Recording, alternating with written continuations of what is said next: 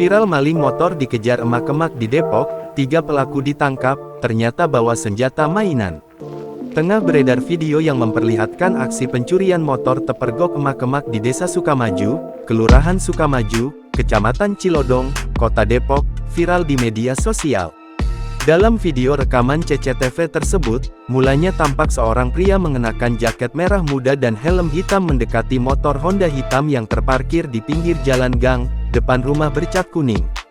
Pria tersebut tampak mengutak-atik lubang kunci motor. Sesekali, ia memantau situasi sekitar. Secepat kilat, pria itu berhasil menyalakan motor. Pelaku pun langsung tancap gas, kabur membawa motor curiannya. Pada saat bersamaan, seorang ibu keluar dari rumah yang berada di dekat TKP pencurian motor. Ibu berbaju merah dan berkerudung coklat itu berlari berupaya mengejar pelaku. Rekaman CCTV yang beredar tak menjelaskan apakah warga berhasil menangkap pelaku atau tidak.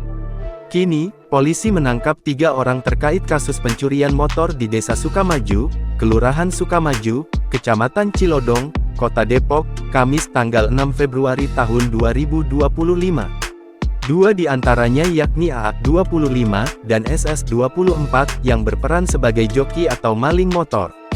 Dari penangkapan keduanya, polisi juga mengamankan H37 sebagai penada hasil curian.